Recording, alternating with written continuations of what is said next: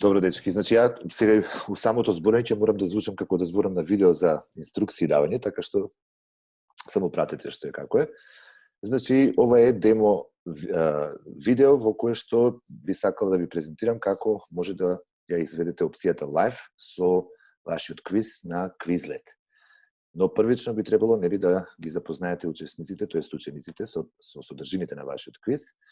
Ќе одиме директно со опцијата Flashcards, во кој што ги запознаваат учениците со темата. Значи, станува збор за флеш картички кои што даваат објаснување на една од за некој од небесните тела во сончевиот систем, а учениците треба да погодат кој е. Значи, тука првата картичка е звезда од класата на жолти џужиња која се наоѓа во центарот на сончевиот систем е, самата слика ви кажува, учениците треба да погодат. Може некој да се вклучи ако сака да погаѓа. Значи, тука е сонцето. Втората планета од Сонцето, орбитирајќи на секој 224,7 земјини денови, го има најдолгиот период на ротација, 243 дена од сите други планети во Сончевиот систем и ротира во спротивна насока од другите планети, што значи дека Сонцето изгрева на запад, а заоѓа на исток. Ова било која планета? Дали некој би сакал да се вклучи? Предпоставам Сатурн. Втора планета од Сонцето. Значи првата е Меркур, втората е Венера, добро. Одиме со следната. Трета планета подалечена од Сонцето и препознатлива по сликата е Земја, супер. Четвртата планета од Сонцето со просечна далечиност од толку и толку километри, според големината таа е седма планета во сончевиот систем и го добила името заради црвената боја, уште се нарекува црвена планета, ова е еве да ви помогнам на М, почнува. Марс. Добро. Петата планета е и најголемата во сончевиот систем, гигант планета гасовит Джин, со маса од 1/1000 од Сонцето и 2,5 пати потешко од останатите планети во сончевиот систем заедно. Ова е Јупитер. Морам да ви помогам малку. Шеста планета од Сонцето и втора по големина во сончевиот систем по Јупитер, тој е гасовит Джин со просечен полупречник 9 пати поголем од тој на Земјата и препознатлив е по незините прстени. Ова е Сатурн. Ќе имате после малку мака на тестот, затоа ги поминувам сите за да ги знаете кои се. Осма и најоддалечена планета во сончевиот систем, оваа светла сина топка речиси нема никакви површински обележја, оваа планета има свој прстени како и другите гасовите джинови. Постојат 4 скоро невидливи прстени составени од темни парчиња мраз и таа е четвртата најголема планета по диаметар и трета по маса. Еве ќе ја покажам, ова е Нептун. Значи ова е се презентација, ова е делот каде што учениците се запознаваат со содржините на квизот. Седма планета од Сонцето и трета по големина на планетарен радиус, а четврта по големина на планетарна маса во сончевиот систем. Оваа планета исто така има 5 прстен, има прстен систем, магнетосфера и бројни месечини. Ова би било Уран. Втора по големина џузеста планета во сончевиот систем. Времето потребно за да го заобиколи Сонцето или должината на неговата планетарна година изнесува 248,54 земјини години и околу својата оска се завртува за 6,39 земјини денови. Ова би било Плутон. Следно, овие се небесни тела од нашиот сончев систем кои орбитираат околу Сонцето, помали се од планетите, но поголеми се од метеороидите, составени се од карпи и метали кои орбитираат околу Сонцето. Главно се концентрирани во еден регион меѓу орбитите на Марс и Јупитер и ги викаме астероиди. Честичка од меѓупланетарен материјал од времето на создавањето на сончевиот систем, различна по состав и потекло, голем број тие честички во сончевиот систем се сопречник од десетина па и 100 километри до микрочестички. Ова би било метеорид, додека мало астрономско тело слично на астероид, но составено претежно од мраз и со составен дел на ова астрономско тело и опашката, ова е комета. Единствениот природен сателит на планетата Земја и најблиско од небесно тело до неја е месечината. И делот астрономска честичка што од Вселената поминал низ атмосферата и паднал на површината на Земјата или на некој друго небесно тело. Во случај на посилен удар се појавува кратер, ова е метеорит. И на крај најмалата и најблиската планета до Сонцето, тоа се планети во сончевиот систем, со орбитален период од околу 88 земјини денови. Ова е Меркур. Сега, дечки, бидејќи ние само тука демонстриравме, се надевам дека ги запомнивте објаснувањата за секој од овие небесни тела во сончевиот систем.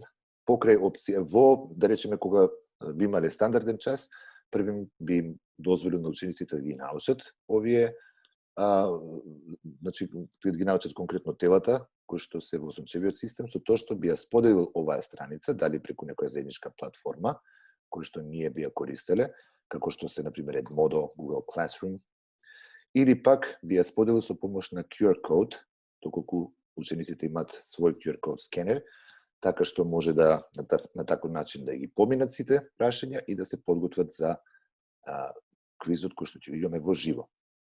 Но со цел да го демонстрираме да демонстрираме таа опција на Quizlet, ќе преминеме директно на опцијата Live.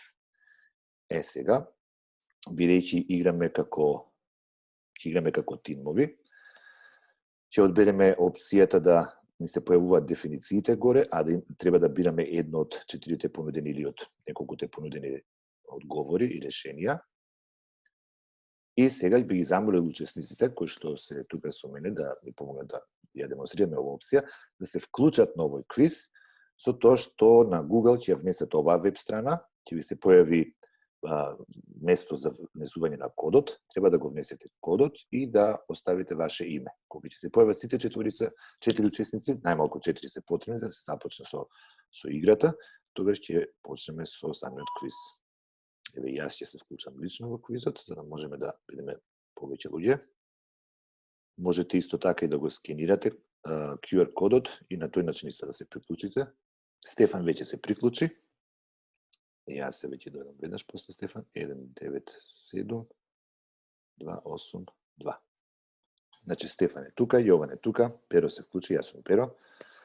Го чекаме уште да се појави Стефан Маринчевски. Еве се појави како Митре. Добро, во ред. Штом има 4 учесници на квизот, самиот наставник може да креира игра. Опа, се извинувам. Мислам дека некој го исклучиш на грешка, ако може да се вклучите пак. Стефан мислам дека се исклучи, ако може Стефан да се вклучи. Јас сум Митре, значи Митревски е Митре. Митревски е Митре, добро Митре. Ево се врати без неја проблем. Супер. Значи, сега ќе видите две групи. Значи, во едната група се Јован и Митре, во другата група се Перо и Стефан.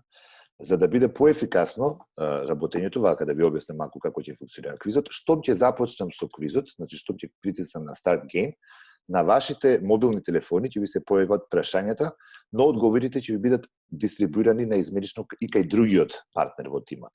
Значи, вие ќе треба да го препознаете одговорот и да знаете дали е на вашиот мобилен прикажан или на мобилниот телефон на вашиот партнер и да го одберете точниот одговор. Доколку погрешите, ќе ве врати квизот повторно на почетокот и ќе треба повторно да поминете сите тие прашања за да стигнете до крајот. На самиот екран тука, со цел да можеме да прикажеме на гледачите како сето тоа изгледа, ќе остане shared screen, додека ние ќе се обидам да ги ставам учесниците во breakout rooms, тоа е една опција која што се нуди преку Zoom.